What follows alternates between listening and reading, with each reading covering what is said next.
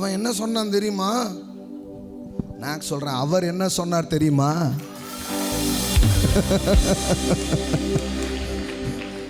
Doctor என்ன சொன்னாங்க தெரியுமா? யெகோவா ராஃபா என்ன சொன்னார் தெரியுமா? பொருளாதார நிபுணர் என்ன சொன்னார் தெரியுமா? தெரியாது. ஐஸ்வர்ய சம்பர்ணர் என்ன சொன்னார் தெரியுமா? That makes the difference.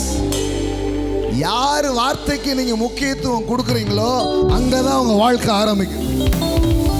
யார் வார்த்தையை நீ நம்ப போற? ஆமென், ஆமென். அதுதான் வாழ்க்கையை தீர்மானிக்க போகுது. உங்களை சுத்திலும் வாய்ஸ் இருக்குதா? ஏற்கனவே உங்களை சுத்திலும் என்ன இருக்கு?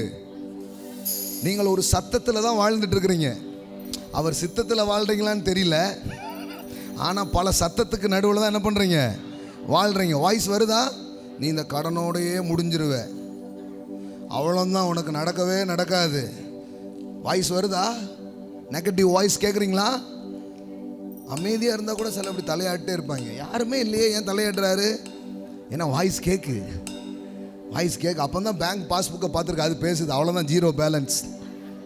வாய்ஸ் கேட்குது, வாய்ஸ் கேட்குது. இப்போ நீங்கள் உட்காந்துட்டு இருக்கிறீங்க, நான் நம்பலை, நான் பேசுகிறது தான் உங்களுக்கு கேட்குன்னு. இன்னும் சிலது கேட்டுக்கிட்டே இருக்கு.